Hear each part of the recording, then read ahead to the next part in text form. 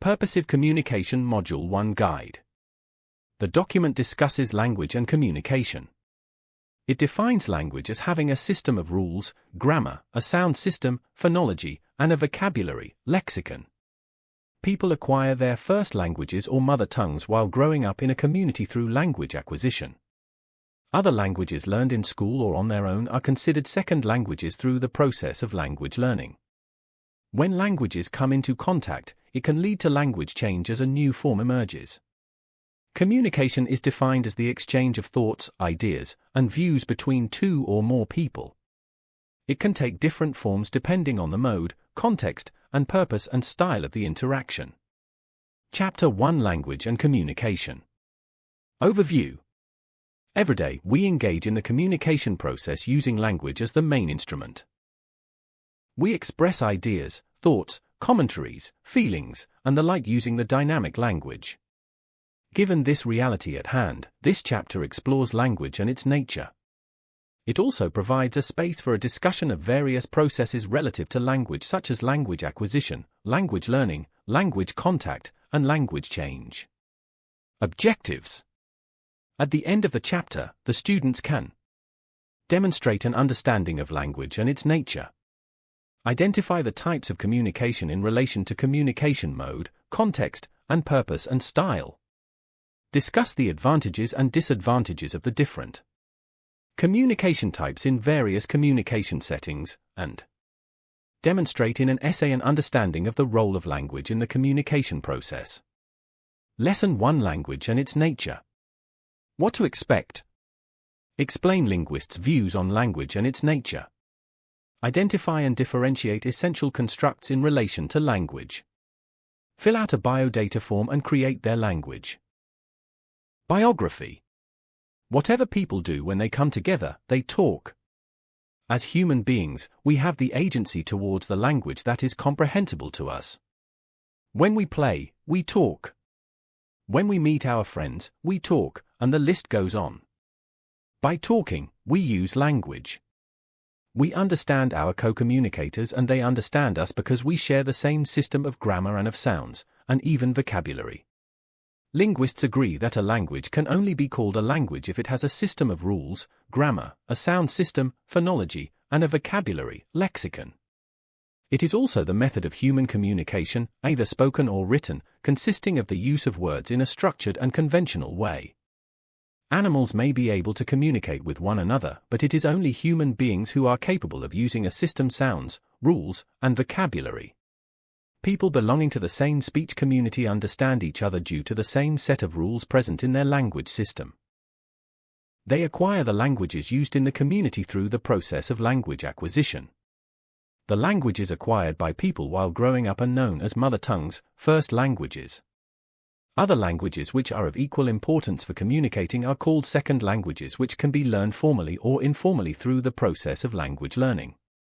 Through language contact, people also learn other languages and get meanings across. For instance, an OFW who speaks mother tongue and English and her employer who speaks Mandarin and English still manage to understand each other as they learn each other's languages. This results into language change. In other words, a new form of language emerges. By this at hand, it is argued that language is always dynamic. It always changes as people exercise their agency towards it. What you did in the pre-discussion part of this chapter is one example where language varies across cultures. Language is a human capacity that consists of a. the system of rules, also known as grammar, b. a sound system, phonology, and c. a vocabulary, lexicon. While growing up in a community, people acquire the languages used by those in the community. This is the process of language acquisition. The languages acquired while growing up are known as mother tongues, which may also be referred to as first languages. Other than first languages, there are other languages that are needed for various reasons. These other languages are referred to as second languages. People learn their second languages in school or on their own. This is the process of language learning. In our interaction with other people, our languages come into contact with their languages, resulting in language change. Language change is a natural behavior of all languages. Assessment enrichment. Check your understanding of the input by answering the following questions. 1. What is the difference between language acquisition and language learning? 2. What is the difference between first language and second language? 3. What happens after a language comes into contact with another? Concretizing. 1. Create your language biography by filling in the language biodata form below. Language biodata form. How many languages do you speak? Identify these languages. What is your first language PES or mother tongue RES? How did you acquire your first language PES or mother tongue WES? What skills can you perform using your first language S? What is your second language BES? How did you learn your second language WES? What skills can you perform using your second language S? What are your language strengths? What are your weaknesses? Language. Which language is your favorite and why? Lesson 2: Communication and its types. What to expect. Define communication. Identify types of communication according to mode, context, and purpose and style. PI discussion. In a paragraph, describe the relationship between language and communication. Lesson outline. Communication was derived from the Latin word communis, which means to share and inform ideas, feelings, etc. It has been defined by various scholars differently according to contexts. Keaton, 2011, for instance, defined communication as the process of transmitting information and common understanding from one person to another. Similarly, Johnston, 2008, emphasized that communication takes place when one individual, a sender, displays, transmits, or otherwise directs a set of symbols to another individual, a receiver, with the aim of changing something, either something the receiver is doing or not doing, or changing his or her worldview. Abulentia, 2001, shares a similar point by describing communication as a dynamic process which includes the sending and receiving of messages at a conscious or unconscious level. Madrunio and Martin, 2018, argue that communication takes on different contexts, resulting in people having different views on communication types. Since communication is generally defined as the exchange of thoughts, ideas, concepts, and views between or among two or more people, various contexts come into play. Context is the circumstance or environment in which communication takes place. Such circumstance may include the physical or actual setting, the value positions of a speaker-listener, and the relevance or appropriateness of a message conveyed. It focuses on certain communication processes and even groupings of people that constitute a communication situation. Different contexts can impact one's communication. Each communication type is governed by a circumstance. Therefore, it is important to focus our attention on the interplay of factors surrounding the context of communication, which may be physical, cultural, social, and physiological in nature. Communication may then be classified according to 1. Communication mode, 2. Context, and 3. Purpose and style. Types of communication according to mode. 1. Verbal-nonverbal communication. Effective communication calls for the blending of these two. One cannot be separated from the other. Gestures and facial expressions are important components of effective communication. For example, when meeting people for the first time, the initial meeting when you speak during the first few minutes is significant as it leaves a lasting impression on your listeners. You show interest in meeting these people by acknowledging their presence through an amiable, congenial disposition and a smiling face. Rather than just speaking, it is to use the nonverbal code through a handshake, an approving facial expression, and a kind disposition or character. 2. Visual. Visual communication is the type of communication that uses visuals to convey information and/or messages.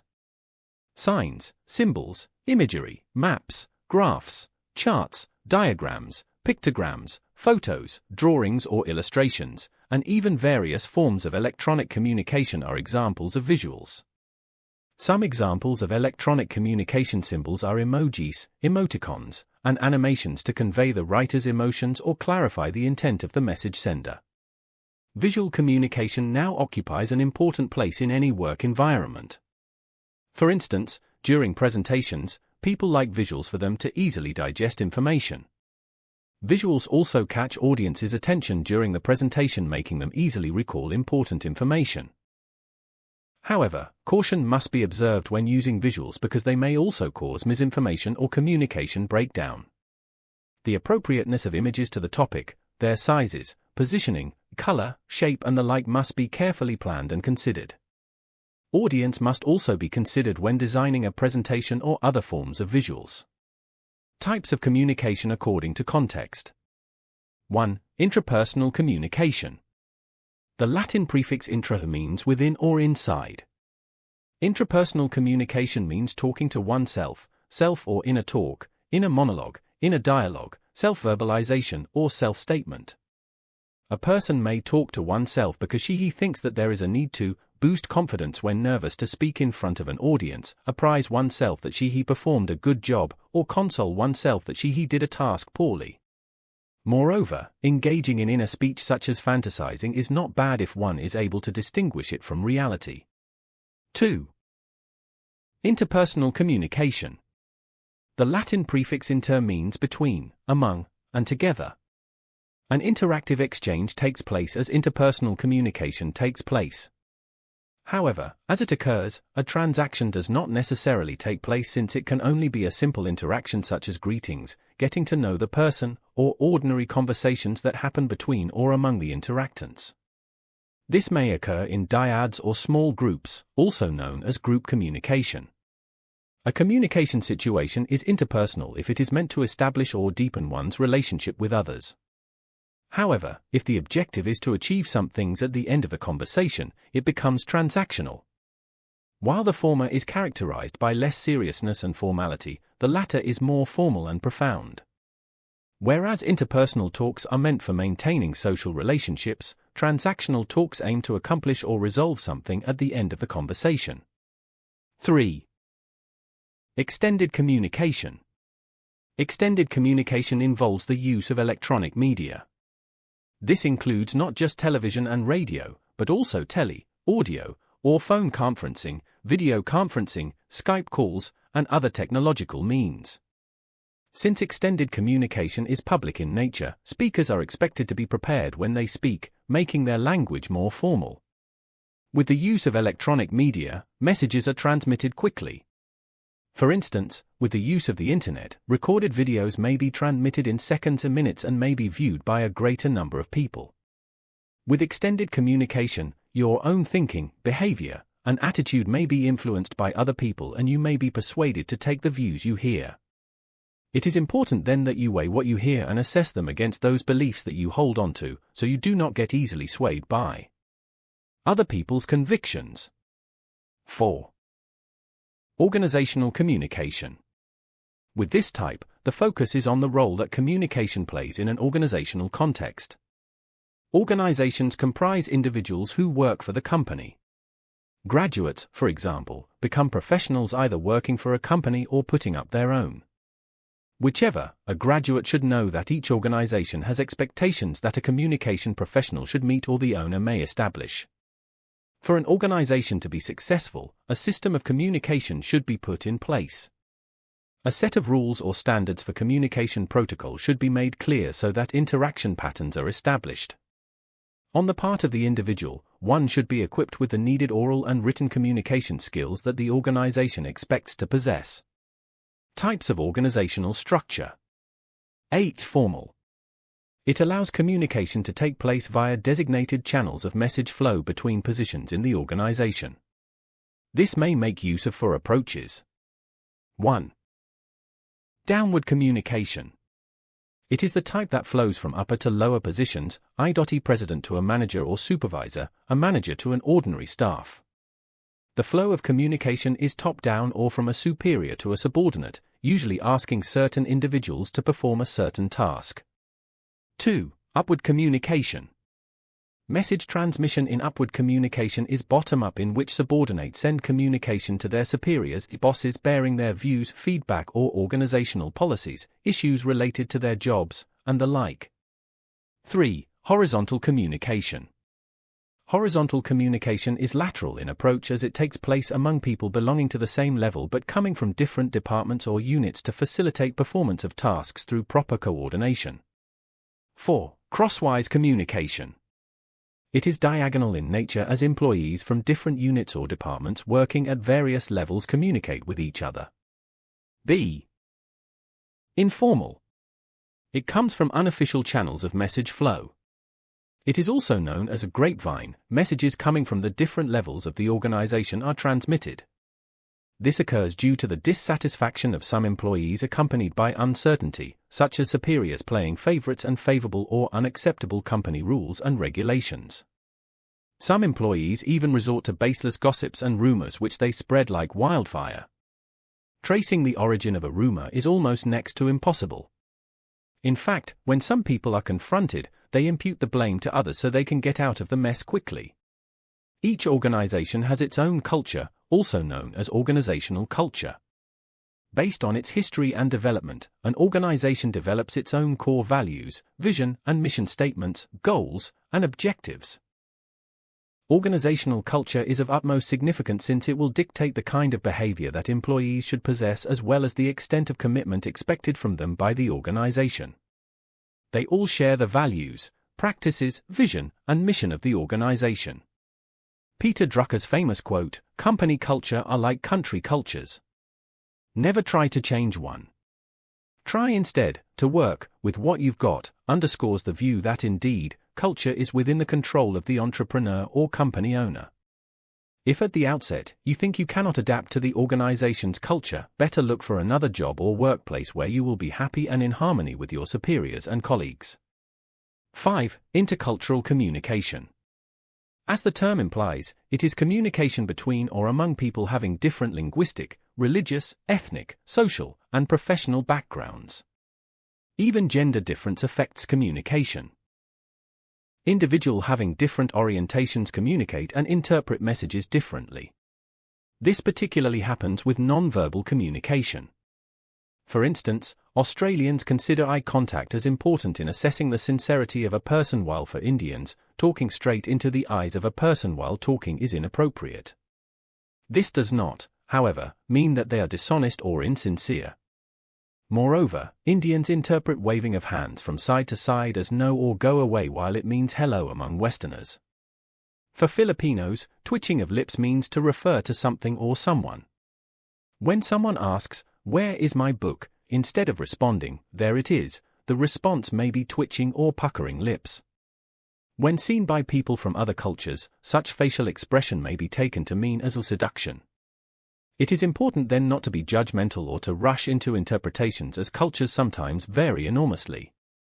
Similarly, linguistic differences are of the essence. With the advent of world Englishes, different cultures develop different lexicon peculiar only to the speech community. In the Philippines, a local variety of English called Philippine English has been developed, which has introduced lexical innovation, not found or used in other varieties, such as thrice, batchmates, CR, comfort room, solons, barangay captain, and high blood. Even in terms of pronunciation, words are pronounced differently by Filipinos, which to some are considered erroneous. For instance, the supposedly pronounced with a hard th is pronounced instead with it by the average Filipino, since hard th is not part of Filipino phonology. Types of communication according to purpose and style. Rather than focusing on the transmission of message and message flow, the focus here is on the communication setting and the mode of delivery. Formal communication. It employs formal language delivered orally or in written form. Lectures, public talks or speeches, research and project proposal, reports, and business letters, among others, are all considered formal situations and writings. Note that while lectures and speeches are delivered orally, the texts have been thought out carefully and written well before they are delivered. To inform, to entertain, and to persuade are the main objectives of this type of communication.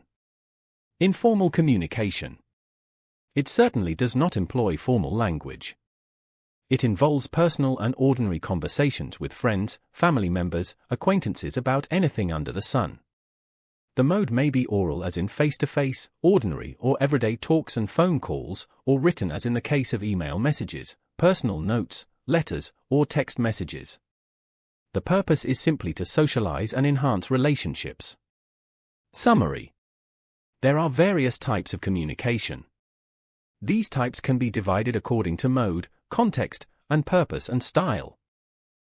In terms of communication mode, the types of communication are verbal, nonverbal, and visual. In terms of context, the communication types are intrapersonal, interpersonal, extended, organizational, and intercultural. In terms of purpose and style, the types of communication are formal and informal. Verbal and nonverbal code should complement each other. With visual communication, interpretation of signs and symbols is crucial since people have different ways of interpreting them. It is important to always contextualize the symbols signs received to arrive at the correct interpretation. In any organization, a system of communication should be put in place. Transmission of message and message flow also play an important role in effective organizational communication. People have different linguistic, religious, ethnic, social, and professional backgrounds. It is then necessary to pay attention to intercultural communication to avoid miscommunication and/or communication breakdown. Formal communication and informal communication have different uses depending on the situation. Both types may be in oral or written mode. Assessment enrichment. To check your understanding of the lesson, answer the following questions. 1. How do you differentiate the types of communication in relation to communication mode? 2. How can visual communication enhance the message conveyed by a speaker? Cite a situation when it is best to employ visual communication. 3. What are the types of communication in relation to context? How do they differ from one another? 4. How can you listen to speakers' opinions through electronic media without easily swayed into accepting their opinions? 5. Of the 4 approaches employed in formal organization structure, which do you think is the best? Cite situations which will call for the use of each approach. Give one advantage of each.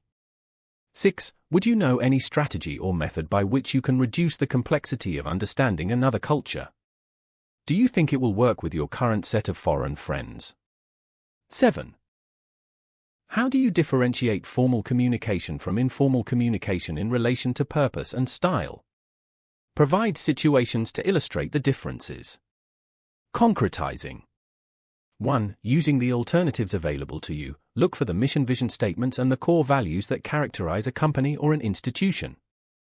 Take the SKSU vision and mission statements as your focus of this activity.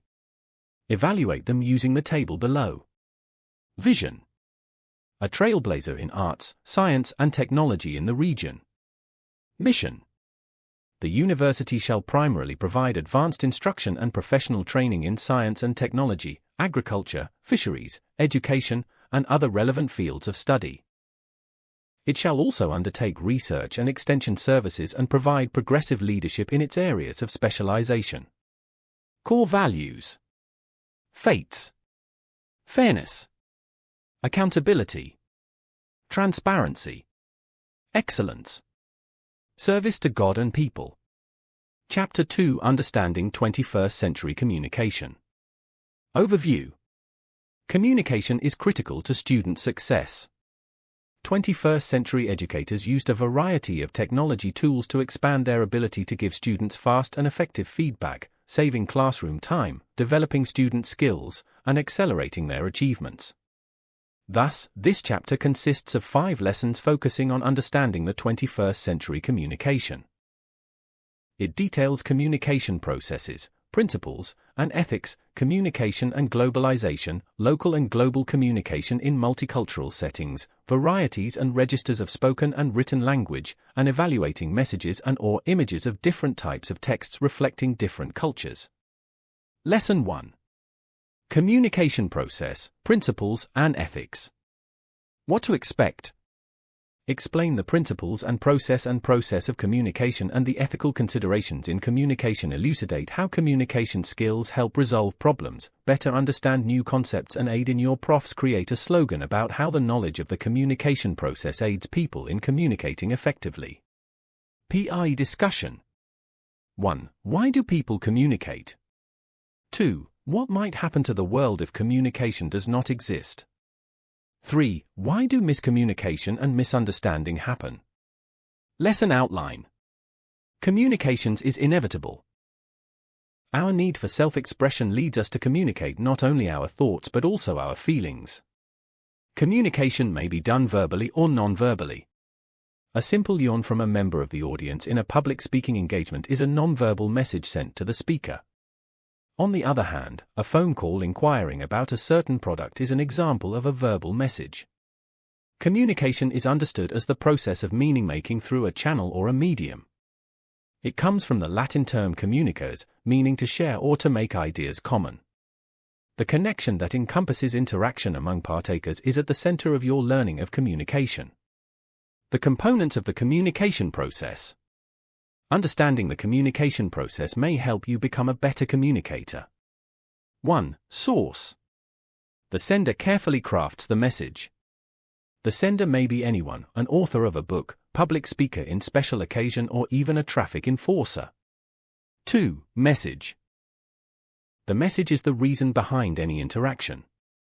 It is the meaning shared between the sender and the receiver. 3. Encoding. The process of transferring the message. 4. Channel. The channel is the means by which the message is conveyed. When we answer a phone call, the phone is the channel.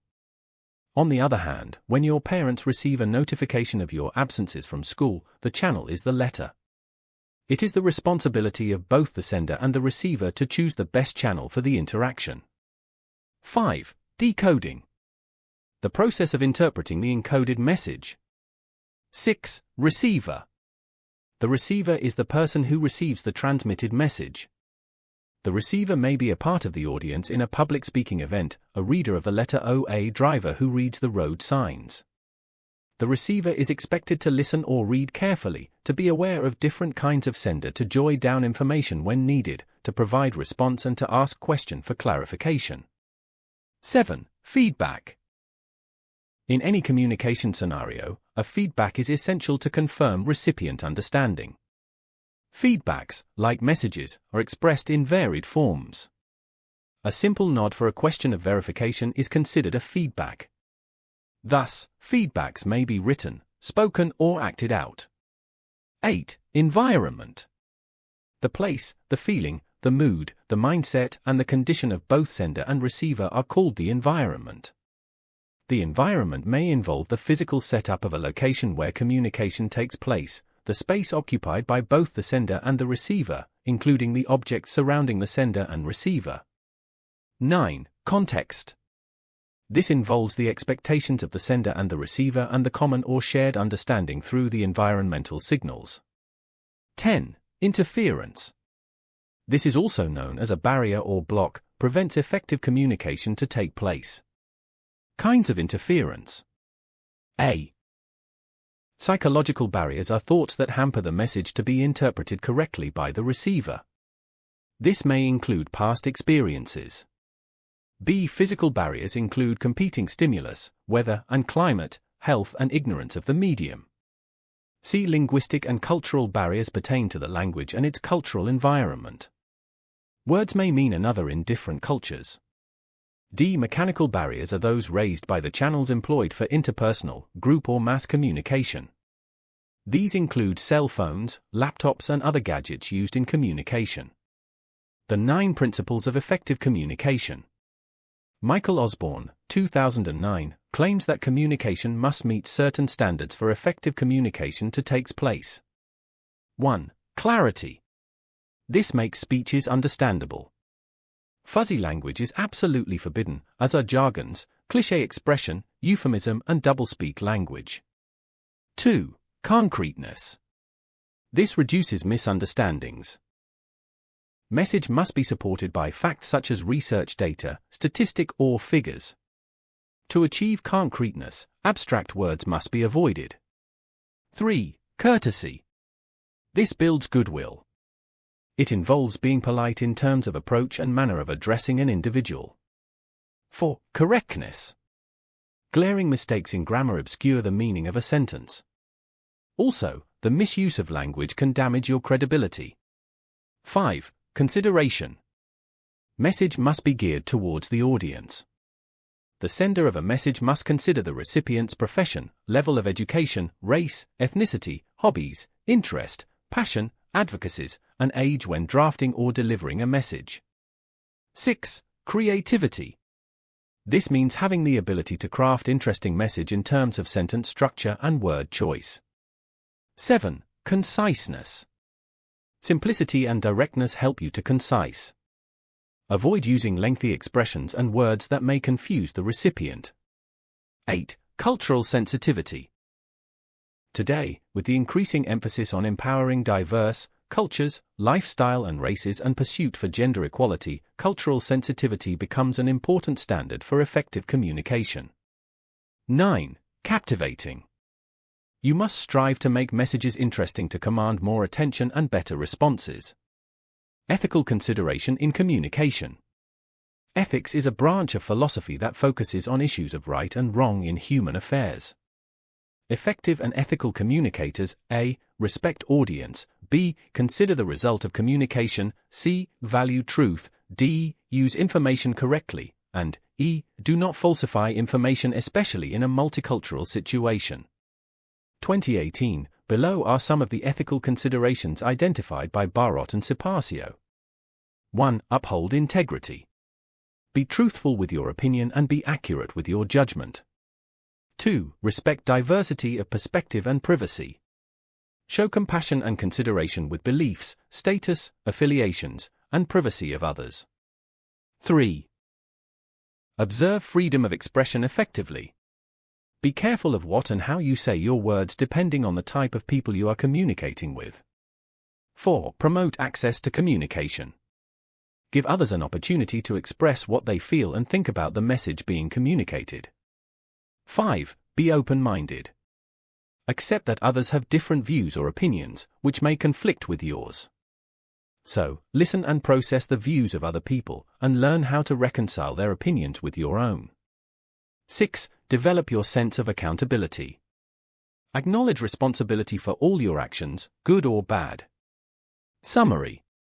Communication is defined as the process of transmitting information and common understanding from one person to another.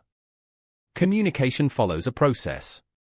There are 8 elements of communication: A. Source, B. Message, C. Channel, D. Receiver, E. Feedback, F. Environment, G. Context, H. Interference. Principles are consideration in the communication process. These principles will ensure effectiveness along the communication process. Ethics is defined as a set of rules or guidelines. These are theories as to which is right or wrong. In communication, ethics is of considerable importance because it would likely guide everyone to effective communication process. Communication ethics emphasizes that morals influence the behavior of an individual, group, or organization, thereby affecting their communication. Assessment enrichment. 1. Identify possible communication blocks in the following situations. A. A written letter of complaint. B. Interaction between a nurse and a patient. C. Songs with figurative language. Concretizing. 1. List various channels through which personnel of your university connect with you. Which channels do you find most effective? Why? Introspecting. In this lesson, I learned that to be an effective and ethical communicator. Lesson 2. Communication and globalization. What to expect? Analyze communication challenges in a global atmosphere and methods for effective and ethical global communicati. Integrate the concepts learned about communication and globalization in a 2-minute video communication.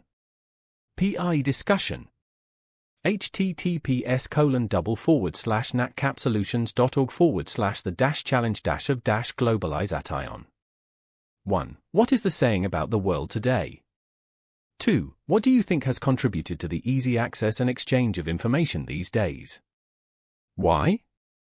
3. In transacting or communicating in a global setting, what vital preparations must be done? Why? Lesson outline.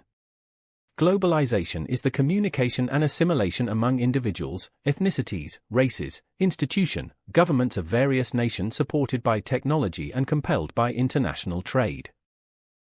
Due to globalization, the more you become exposed to diversity, the valuing of the uniqueness or differences in gender preference, color, age, religious affiliation, ethnicity, education, social and economic status and political beliefs. Globalization is not a new process or concept. Years before the advent of technology, people had been purchasing and selling each other properties, goods, and other objects of certain value. Communication has since been increasingly global, blurring national boundaries. The ability to communicate effectively in a global setting can be challenged. Hence, to effectively communicate in global context, a general understanding of the differences in conducting communication from one country to another helps avoid miscommunication. People's background and experiences influence their view of the world and the values, beliefs, and behavior patterns assumed to be good. The following are possible cultural barriers to effective communication in a global environment. 1. Cultural relativism. 2. Lack of knowledge of others' culture. 3. Discrimination and harassment. 4. Language differences. To get the desired outcome or response, the above barriers must be properly addressed. It is the responsibility of the parties involved in the communication process to eliminate the possible hindrances in their exchange. The goal of effective global communication is to achieve communication that gets the desired response, leading to harmonious connection. Krizan, 2014, suggests these strategies to become an effective global communicator. 1. Review communication principles. 2. Analyze the message received. 3. Be open to and accepting of other cultures. 4. Learn about culture and apply what is learned. 5. Consider language needs. Summary. Globalization is the process of interaction and integration among people, companies, and governments worldwide. Global Village refers to the world, emphasize that all the different parts of the world form one community linked together by electronic communications, especially the Internet. There are cultural barriers when people of different cultures are unable to understand each other's customs, resulting in inconveniences and difficulties. Assessment enrichment.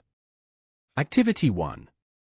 1. What global issues have emerged because of miscommunication? 2. How can effective communication and language use contribute to the creation of a truly global society? Activity 2. 1. Formulate a possible strategy for you to be an effective global communicator. Lesson 3. Local and global communication in multicultural settings. What to expect? Discuss the ways in improving intercultural communication competence. Cite examples on how to enhance one's ability to communicate with people from diverse cultures. Create a 3 to 4 minute presentation about various cultural modes of communication of a certain country. PI discussion. How do you get to communicate effectively across cultures? Indicate whether you agree or disagree with each of the following statements. 1. I am interested in interacting with people who are both like me and different from me. 2. I am sensitive to the concerns of all minority and majority groups in our multicultural country. 3. I can sense when persons from other cultures seem not to understand me or get confused by my actions. 4. I have no fear communicating with persons from both minor and major cultural groups. 5. People from other cultures may get angry with my cultural affiliates. 6. I deal with conflicts with people from other cultures depending on the situation and their cultural background. 7. My culture is inferior to other cultures. 8. I can manage my behavior when dealing with people of different cultures. 9. I show respect to the diverse communication practices of other people. Note, the more number of agreements you have indicates the more prepared you are in expanding your communication arena by welcoming people from different cultures. Lesson outline. Living in a globalized world, you encounter people with diverse cultural backgrounds. Such interactions occur in social, educational, political, and commercial settings. Hence, in today's era of increased global communication, it is imperative to understand intercultural communication for us to enhance our intercultural awareness and competence. Intercultural competence is essential for us to live harmoniously despite our differences in culture. Intercultural communication refers to interaction with people from diverse cultures. The forms of intercultural communication according to Jant, 2017, are the following. 1. Interracial communication, communicating with people from different races. 2. interethnic communication interacting with people of different ethnic origins. 3. International communication communicating between representatives from different nations. 4. Intercultural communication interacting with members of the same racial or ethnic group or co-culture. According to Gamble and Gamble, 2006, communication style among cultures differs. It may be high-context or low-context communication. High-context communication is a tradition-linked communication system which adheres strongly to being indirect. Low-context communication is a system that works on straightforward communication. Improving intercultural communication competence. The following guidelines may help you enhance your ability to communicate effectively across cultures. Gamble and Gamble, 2008. 1. Recognize the validity and differences of communication styles among people. 2. Learn to eliminate personal biases and prejudices. 3. Strive to acquire communication skills necessary in a multicultural world. Summary. Global communication becomes more complicated when there are multiple recipients from different cultures with different languages all receiving the same message, as well as when there are more layers added to the channel. Local and global communication in multicultural settings will help you realize that miscommunication is essential to enhance our ability to communicate and effectively accept and embrace across-country cultures. Assessment enrichment. Answer the following questions. 1. Human beings draw close to one another by their common nature, but habits and customs keep them apart. Confucius, do you agree or disagree? Give concrete situations to support your stand. Based on the concept learned in this lesson. 2. Identify a country where graduates of your program or field of specialization are in demand. Research on the various cultural modes of communication that a newly hired employee in that country should remember. Based on your research, prepare a 3 to 4 minute presentation. Introspecting. This lesson on local and global communication in multicultural settings helped me realize that. Lesson 4. Varieties and register of spoken and written language. What to expect? Explain the varieties and registers of spoken and written language in the proper context. Pre-discussion. The students will be tasked to present orally or in a written form the following questions. How do you greet your best friend? Your mother? Your teacher? Your school dean? Do your ways of greeting these people vary? Lesson outline. For us, speech is well worth careful study because we depend on it so heavily for our communications with others. The development of human civilization owes it to a great extent to man's ability to share experiences, to exchange ideas, and to transmit knowledge from one generation to another. The spoken mode is often associated with everyday registers while the written mode is strongly associated with academic registers. However, this is not always true. For instance, in everyday communication, face-to-face conversations are usually supplemented by text messaging. In academic contexts, significant forms of oral communication are used along with written communication. Significantly, both everyday and academic communications are characterized by multimodality or the use of multiple modes of communication, including spoken, written modes and images, music, videos, gestures, etc. Varieties of spoken and written language. Lin, 2016, presents the following nature of language variation as prescribed by most linguists based on the ideas of Mahbub, 2014. 1. Language varies when communicating with people within, local, and outside, global, our community. 2. Language varies in speaking and in writing. 3. Language varies in everyday and specialized discourses. Mahbub and Dutcher, 2014, identified 8 different domains in which language varies depending on the combinations of different values on the 3 dimensions, field, tenor and mode, of the context of communication. The first 4 domains include language variations that reflect local usage done in one local language or multiple local languages depending on the context. They vary in the following ways. 1. Local everyday written. This may include instances of local usage found in the neighborhood posters, e.g. a poster looking for transients or bed spaces. 2. Local everyday oral. This may occur in local communication among neighbors in everyday, informal, and local varieties of languages. 3. Local specialized written. An example of local specialized written usage can be found in the publications and websites of local societies such as the Baguio Midland Courier. 4. Local specialized oral. It involves specialized discourses. For example, in a computer shop in the neighborhood, specialized local usage can be found, e.g. specialized computer game-related vocabulary is used. On the other hand, the other 4 domains involve global usage. These 4 domains of language usage differ from the first 4 domains since they refer to contexts of language usage where participants need to communicate with people not sharing their local ways of using language. They are as follows. 1. Global everyday written avoids local colloquialisms to make the text accessible to wider communities of readers. This can be found in international editions of newspapers and magazines. 2. Global everyday oral may occur in interactions between people coming from different parts of the world when they talk about everyday casual topics. 3. Global specialized written expands to as many readers internationally, hence the non-usage of local colloquial expressions, e.g. international research journal articles. 4. Global specialized oral occurs when people from different parts of the world discuss specialized topics in spoken form, e.g. paper presentation sessions in an international academic conference. Summary. The kind of register to be used affects the way one speaks and writes. Language has formal and informal registers. These registers have form which defines the social situation. Assessment enrichment. Activity 1. Answer the following questions. 1. In what situations are the local and global varieties of spoken language used? 2. What registers are appropriate to such situations? Activity 2.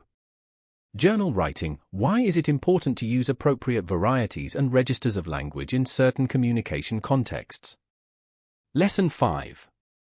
Evaluating messages and/or images of different types of texts reflecting different cultures. What to expect? Analyze media messages and/or images using key concepts of media literacy framework. Create a multimodal advertisement of a cause-oriented event. Pre-discussion. 1. Analyze any advertisement from TV, radio, or any reading materials. 2. Generate questions and ideas about the message conveyed by the advertisement. Lesson outline. The key concept of media literacy framework serves as a basis for developing a critical understanding of the content of mass media, the techniques used and the impact of these techniques. Also, the key concepts of media literacy can be very helpful in the construction of media texts for different purpose. The term text includes any form of written, spoken, or media work conveying meaning to an audience. Text may use words, graphics, sounds, and images in presenting information. It may also be in oral, print, visual, or electronic forms. Key concepts of media literacy, Center for Media Literacy, 2005. Key concepts. Guide questions in media text analysis. 1. All media messages are constructed. What is the message of the text? How effectively does it represent reality? How is the message constructed? 2. Media have embedded values and points of view. What lifestyles, values, and points of view are represented in the text? Who or what is missing? 3. Each person interprets messages differently. What message do you perceive from the text? How might others understand it differently? Why? 4. Media have commercial, ideological, or political interests. What is the purpose of the text? Who is the target audience of the text? Who might be disadvantaged? Who created the text and why? 5. Media messages are constructed using a creative language having its own rules. What techniques are used and why? How effective are the techniques in supporting the messages or themes of the text? What are other ways of presenting the message? Summary. Media literacy is the ability to access, analyze, evaluate, create, and act using all forms of communication. In its simplest terms, media literacy builds upon the foundation of traditional literacy and offers new forms of reading and writing. Media literacy empowers people to be critical thinkers and makers, effective communicators, and active citizens. Chapter 3. Communication for various purposes. Overview. Talking is something most people do every day at home, in school, in the streets, in parties, in church, at table while eating. Practically everywhere many of our pleasant hours are spent in friendly conversations with our fellow men. For all we don't know, conversation is an art. Unlike all other arts, it must be practiced intelligently to be mastered. It is not just words. It is a complex interplay between people, an informal spoken exchange of thoughts and feelings involving many signals, seen and implied. Therefore, Chapter 3 centers on communication skills needed in giving information, persuasion, and argumentation. It also dwells on public speaking and making inquiries. Objectives. At the end of the chapter, the students can demonstrate mastery in obtaining, providing and disseminating information, and present ideas persuasively using appropriate verbal and nonverbal cues. Lesson 1. Informative, persuasive and argumentative communication. Types of communication. Discussion. The improvement of understanding is for two ends: first, our own increase of knowledge; secondly, to enable us to deliver that knowledge to others. 1. What do you think does John Locke mean? 2. In which aspect of your field do you find Locke's idea most relevant? Explain. Lesson outline.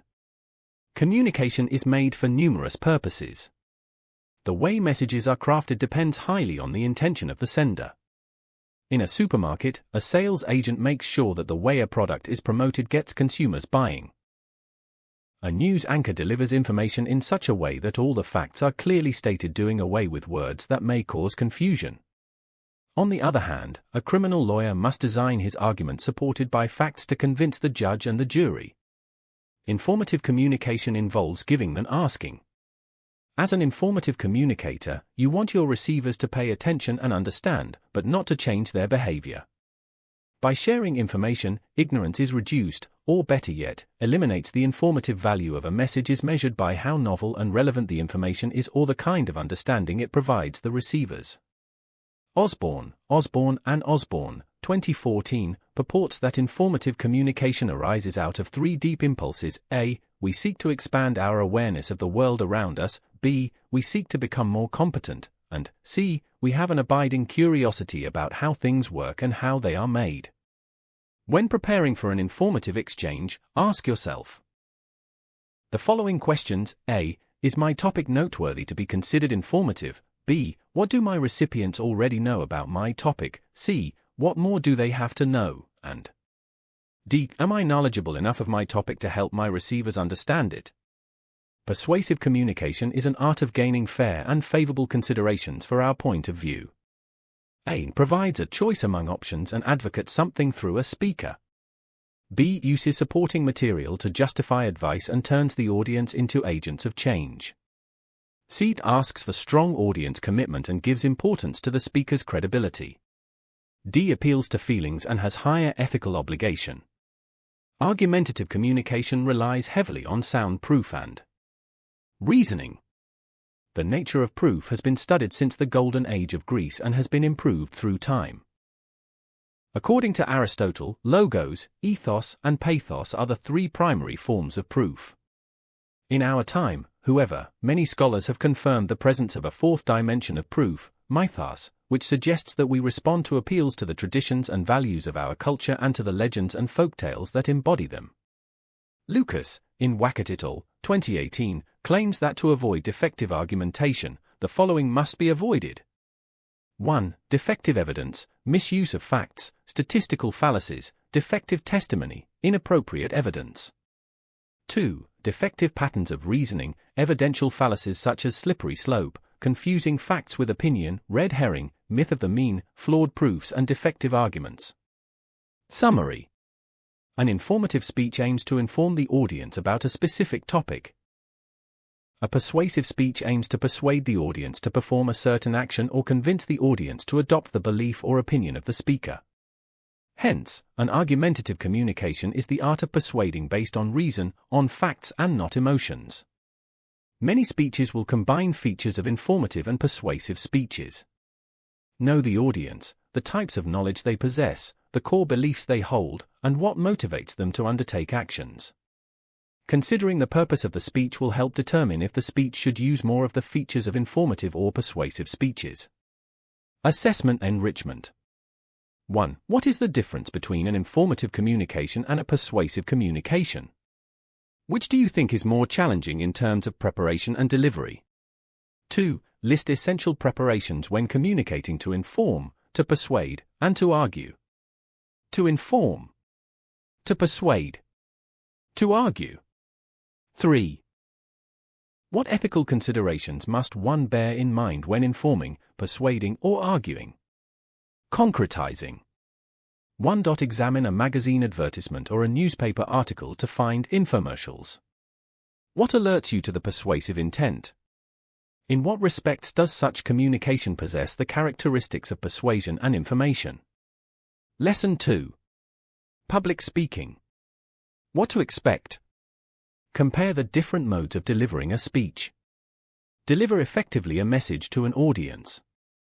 PI discussion. Do these statements apply to you? Answer yes or no only. 1. I am excited at the thought of speaking in public. 2. I see myself speaking in public often in the future. 3. I think I can be a very good speaker. 4. The thought of public speaking terrifies me. 5. I would avoid speaking in public as much as I can. 6. No amount of practice can make me a better speaker. Items 1, 2, and 4, 5 determine your public speaking anxiety. If you answered items 1 and 2 with a yes, you probably have a low anxiety. If you answered items 4 and 5 with a yes, you most probably have a high public speaking anxiety. Items 3 and 6 determine your attitude toward public speaking. If you answered item 3 with a yes, you have a growth mindset. If you answered item 6 with a yes, you have a closed mindset. Do you agree or disagree? 1. Your ability to communicate with others will account for fully 85% of your success in your business and in your life. Brian Tracy. 2. 90% of how well the talk will go is determined before the speaker steps on the platform. Summers White. 3. Only the prepared speaker deserves to be confident. Dale Carnegie. 4. Courage is resistance to fear, mastery of fear, not absence of fear. Mark Twain. Re-evaluate your answer after reading engagement. You have probably delivered a speech before an audience once, twice, or thrice in high school in the forms of reporting, research presentations, or creative presentations, or you might have read biblical passages in church. How did the experience make you feel? If the experience made you wish to speak more in public or made you confident of yourself, then you belong to the few who do not fear public speaking or who have overcome it. If the experience made you feel the opposite, you are not alone. Jerry Seinfeld was quoted saying, "According to most studies, people's number one fear is public speaking. Number 2 is death. Death is number 2. Does that sound right? This means to the average person, if you go to a funeral, you're better off in the casket than delivering the eulogy. Fear of public speaking is, therefore, common to most people, but despite this fact, many have turned public speaking into their ticket to success." Brian Tracy phrased this idea in his statement, "Your ability to communicate with others will account for fully 85% of your success in your business and in your life. What apparently matters is your reaction to fear of public speaking." How should you handle fear? Mark Twain suggests, courage is resistance to fear, mastery of fear, not absence of fear. Your awareness of your fear of public speaking is a good starting point. With your awareness, you acknowledge that you need to take actions to overcome that fear. You might also need a strong reason to overcome that fear. While it is true that not all professions require public speaking skills, you must consider the fact that public speaking is an essential skill in your academic life. Also, in many professions such as those in business, education, mass media, etc., public speaking skills are a requirement. In some other professions, public speaking skills are an advantage. Most importantly, public speaking has long been the tool for activism that paved way for social and political changes. By this time, you must have decided that public speaking is highly relevant to your academic, professional, and personal life. Lesson outline. Public speaking is a process of speaking in a structured, deliberate manner to inform, influence, or entertain an audience. Speech is the term used to refer to the body-spoken expressions of information and ideas. A speech may be delivered in any of the following modes: read from a manuscript, memorized and delivered extemporaneous or impromptu. The choice of mode of speech delivery is determined by factors such as length of preparation, complexity of message, purpose, and occasion. Reading from a manuscript is appropriate when the speech is long and when details are complicated and essential, such as that they need to be given completely. Reading is also appropriate when one is asked to deliver a prepared speech on behalf of another speaker. Reading may pose the least challenge in public speaking, but the speaker may be tricked into thinking that no preparation is needed. When a message is delivered through reading, the force, naturalness, and eye contact may be diminished because the eyes have to travel from page to the audience and vice versa. Memorized speech requires a speaker to commit everything to memory. This method is excellent for short messages, although it is also used for long pieces in oratorical, declamation, and other literary contests. Just like a read speech, a memorized speech also poses challenge in naturalness. The worst experience one could have in delivering a memorized speech is to forget the lines and fail to shift smoothly to another mode of delivery. Extemporaneous speaking may have a short or a long preparation. The speaker may use an outline to guide him through his speech to achieve better organization and to avoid leaving out details. But unlike reading, extemporaneous speaking necessitates the speaker to formulate his sentences while he is speaking. Extemporaneous is a method that most lecturers and teachers use. A good extemporaneous speaker must be spontaneous. Impromptu means speaking at the spur of the moment. Since there is very minimal or no time for preparation given for impromptu, the content and organization may suffer. Impromptu may not deliver the best thought in the best way, but it brings out the most natural thing to say at the moment. Summary. There are 4 main kinds of speech delivery: impromptu, extemporaneous, manuscript, and memorized. Impromptu speaking involves delivering a message on the spur of the moment, as when someone is asked to say a few words. Extemporaneous speaking consists of delivering a speech in a conversational fashion using notes. This is the style most speeches call for. Additionally, manuscript speaking consists of reading a fully scripted speech. It is useful when a message needs to be delivered in precise words. Memorized speaking consists of reciting a scripted speech from memory. Memorization allows the speaker to be free of notes. Assessment enrichment. IA. Using the table below, compare and contrast extemporaneous speaking from impromptu speaking by writing their differences in their similarities in the middle column. Lesson 3. Making inquiries. What to expect. Write effective letters of inquiry. Create incident report template. Provide information accurately. PI discussion. Do these statements apply to you? 1. I have effective techniques in seeking for information online. 2. I can easily ask for information from anyone. 3. I can easily start a conversation with other people. 4. I feel that people easily comprehend what I say. 5. I am confident I can write a formal inquiry letter. 6. I avoid writing letters as much as I can. 7. I would rather call people than write them. Do you agree or disagree? 1. You need not observe the writing conventions in writing emails. 2. English is the best language for interviews. 3. Emails are informal. 4. Abbreviations are encouraged in emails. You probably texted or called people to obtain information you needed several times already. Did you get the information you needed? Did you use the same language and tone in all your queries through phone calls and text messages? You might have also received queries via text messages, conversations, and phone calls. Were there times when you felt the language or the tone of the caller or message sender was inappropriate? Were you able to provide the information sought satisfactorily? An inquiry may also be in the form of telephone or personal interview. Depending on the immediacy and specificity of the need, one of these modes may prove more responsive to your need. Both interview and letter require correct and appropriate language use. Both require correctness, conciseness, clarity of language, and courtesy. While letters' correctness of spelling, punctuations, capitalizations, indentions, margins, etc., interviews require clarity of words, correct pronunciation, intonation and pauses, spontaneity, pleasing personality, and confidence. Content and organization of letter of inquiry. Just like any business letter, letter of inquiry has the following basic parts. A. Heading or letterhead. B. Inside address. C. Salutation. D. Body of the letter. First paragraph, it provides a background of your inquiry such as how, where, and when you first learned of the information. State your purpose in 1 or 2 sentences. Middle paragraph, this section should specify the information you are seeking. Final paragraph, express your expectation from your addressee and thank him, her in advance for his favorable action. East complimentary close. F. Signature.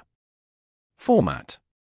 The format of an inquiry letter follows any of the following most commonly used formats: pure block, semi-block, or modified block.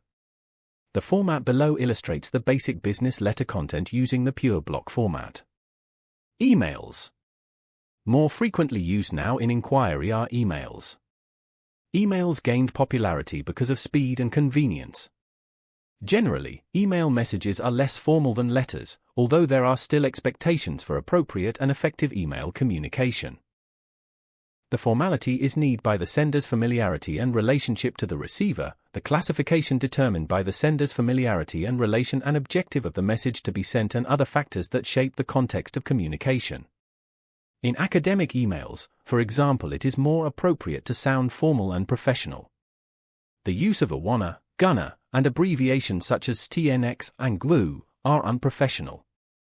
The use of a wanna, gonna, and emoticons is inappropriate in other informal contexts. However, abbreviations and emoticons may be effective. In academic and other more formal emails, correctness and other qualities that apply to business letters should be observed. For more effective email communications, and also letters, remember the following. 1. Be courteous. Courtesy does not only mean greeting, thanking, or using polite expressions. It also means considering the feelings of the receiver, thus, the writer needs to use the appropriate or positive tone. 2. Keep messages as concise and clear as possible. 3. Proofread and spell check before sending. 4. Provide a short but descriptive subject line. The subject line will help the receiver readily identify the content type and the urgency of the message. 5. Although some parts of the email are optional, it is enabling to know all the other parts. Below is the list of all the parts of an email. The style may vary depending on the system you use. From J. Lu J. Jose. Sent, the 26th of May, 9:10 a.m. To Aaron C. Jacinto. CC Maggie J. Jamie. BCC Luz D. Cruz. Subject, Scholarship Availability Inquiry. Attachment, Form 137. Salutation, Dear Mr. Jose. Body of the letter closing, sincerely yours. Name, email signature. The parts of the emails are explained below. From name of person sending the email. Sent. Date and time. To name of person receiving the email. CC, other person receiving the message. BCC, another person receiving the email without the other recipient knowing. Subject, content, title of the email. Attachment, document sent separately, not included in the email, but attached, salutation, greeting or opening. Body of the email, message. Closing, ending, named signature of the sender, name and title. Below the name of the sender, the following information may be included: company and address, telephone number, URL or website address and social media link. Interview is a special type of purposive conversation.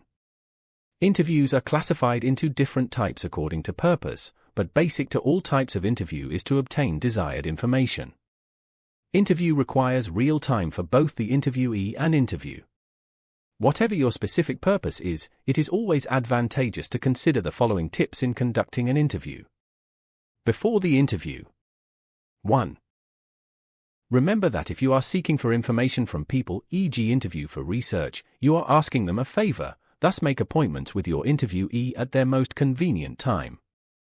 2. Prepare the list of questions. During the interview. An interviewee must have to be punctual, wear appropriate attire, observe good manners, speak clearly and be attentive. Then, if you have follow-up questions, ask politely. Ask the interviewee to validate your notes. Allow the interviewee sufficient time to answer, rephrase questions to clarify vague points, acknowledge answers of the interviewee to assure him of your attention and graciously thank the interview for his time. Parts of the interview. The opening includes the initial contact of the interview and the interviewee. Rapport should be established by creating positive impression. Although introduction might have been done during the appointment, introduce yourself briefly. The body includes several questions to achieve your specific objectives. The conclusion includes expressing gratitude and hope of meeting the interviewee again in the future. Summary. Inquiry is an approach to learning that involves a process of exploring the natural or material world, and that leads to asking questions, making discoveries, and testing those discoveries in CH for new understanding. Assessment enrichment. A.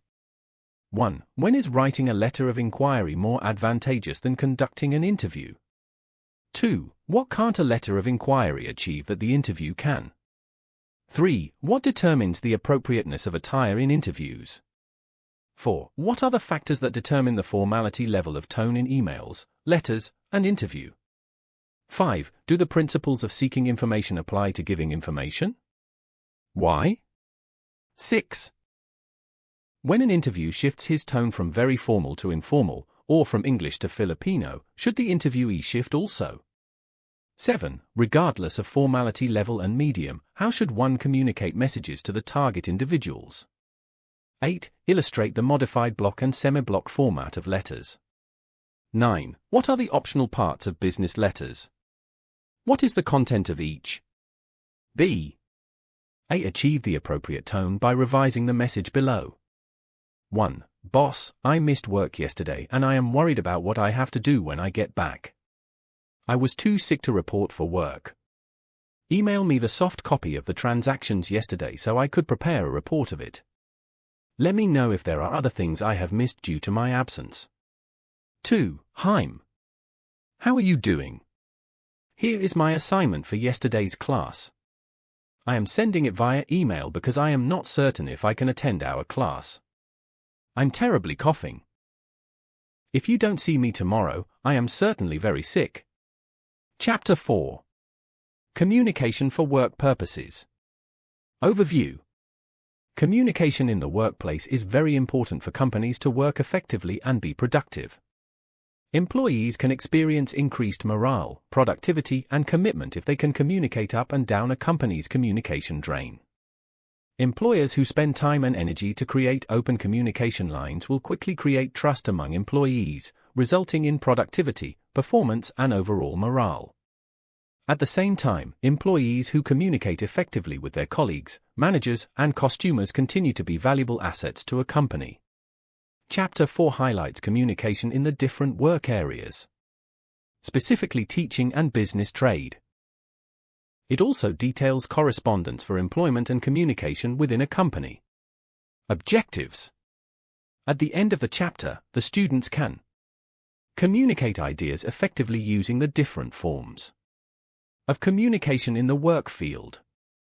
Demonstrate mastery of the key concepts to effectively and ethically communicate in the chosen field. Lesson 4. Communication for business and trade. What to expect. Identify strengths and needed skills for improvement. Construct personal and business SWOT analyses. PI discussion. What images can you see from the 2 photos? What do the photos tell you about your future major responsibilities? Lesson outline.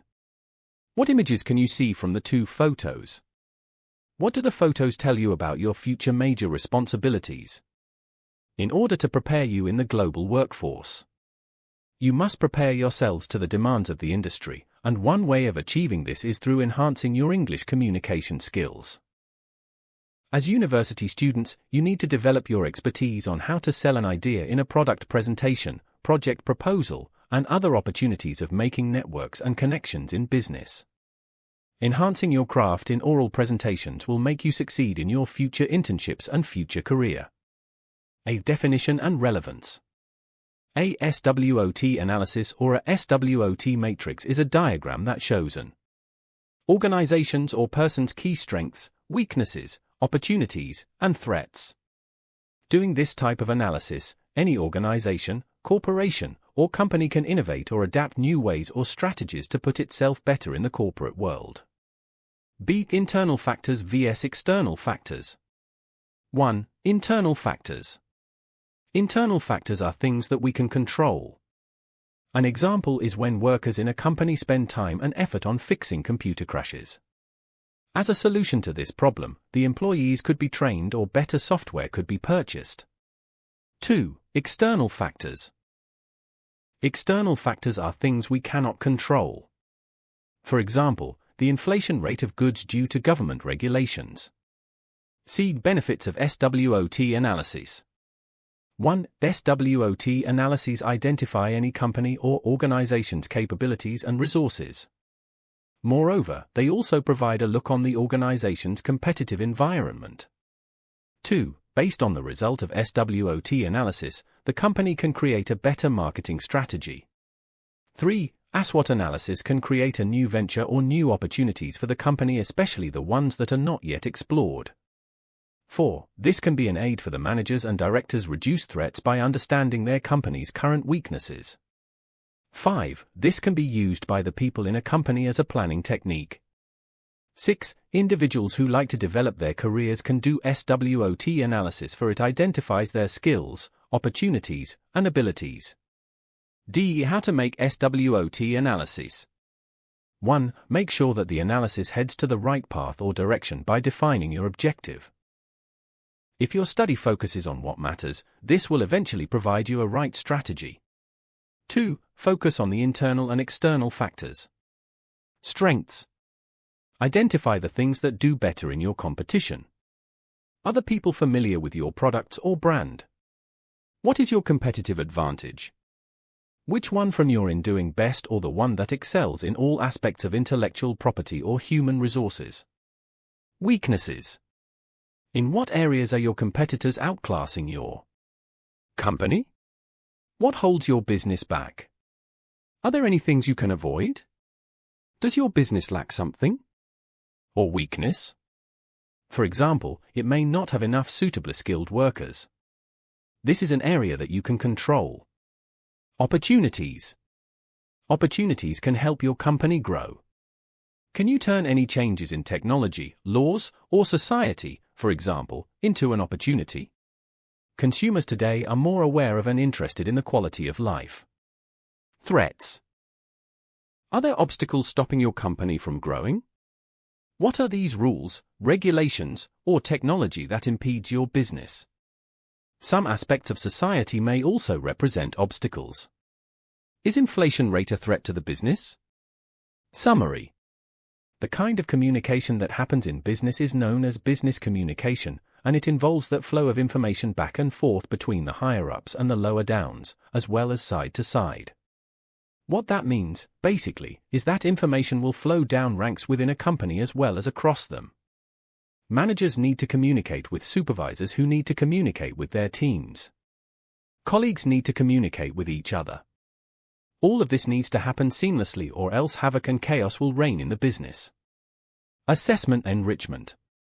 1. Create a personal SWOT analysis. Given the situation, plot the applicant's SWOT in a matrix. You can make any organizer showing the relationship of the four elements. Situation: imagine someone called Tony WAN status. Based on the information given, construct a SWOT analysis by providing information for each characteristic. Strength: Tony attended postgraduate. Weakness, he has no work experience. Opportunity, he can be relocated to other places. Threat, in his city, there are less job opportunities related to his field. 2. Create your personal SWOT analysis. Directions, imagine you are going to apply as a marketing director, accountant general manager, financial analyst, or any position you wish in a corporate world. 8. Assess yourself first by listing your potentials, capabilities, talents, skills to improve in a draft. B. Edit and proofread your work. You may write the items in phrases. Observe parallelism in writing the items. C. Use the matrix below to plot your own SWOT. D. Present this orally in the class. Each of you is given 2 minutes to deliver. Lesson 5. Writing business and technical report. What to expect? Explain the classifications, parts, and types of reports. Write a sample report applying the principles of report writing style. PI discussion. 1. List the types of reports you usually do in school. How do you frame such reports? 2. Bring old reports from the student council, government offices, companies, schools, hospitals, and other organizations. 3. Draw a Venn diagram to show the similarities and differences of school reports and the report that you brought.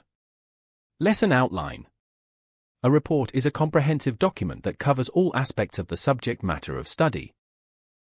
It presents results of an experiment, investigation, research, or an inquiry to a specific audience. Business and technical reports. Classification. Parts. Formal. Progress reports. Cover page. Sales reports. Title page. Informal. Types. Personnel evaluation. Table of contents. Feasibility reports.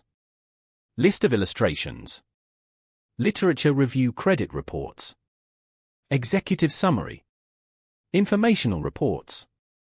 Main body findings discussions. Analytical reports. Recommendation.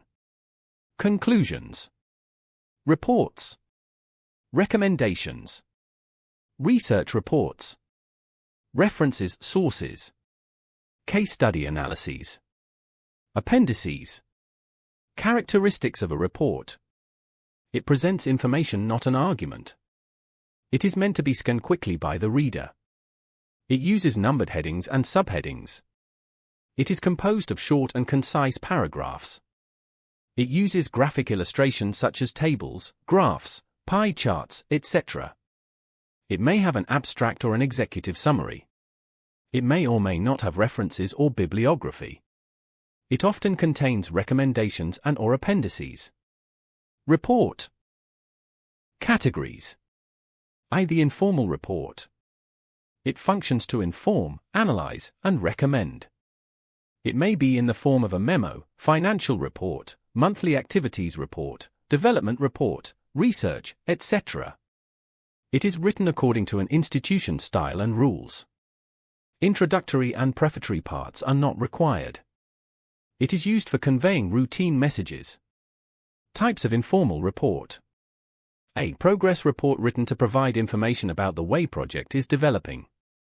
B. A sales activity report helps a firm to understand about the progress the sales people and also identify the shortcomings. C. A personnel evaluation used by an organization to assess an employee's performance. D. A financial reporter presents formal record of the financial activities of a business, person, or other entries. E.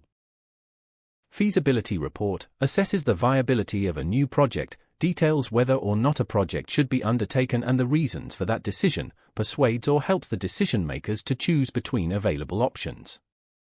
F. Literature review conveys to the readers the work already done and the knowledge and ideas that have been already established on a particular topic of research. G. Credit report details report of an individual's credit history prepared by a credit bureau. Credit bureaus collect information and create credit reports based on that information, and lenders use the reports along with other details to determine loan applicants' credit worthiness. 2. The formal report. It is an official report that contains a collection of detailed information, research, and data necessary to make decisions. It is formal, complex, and used at an official level. It is often a written account of a major project.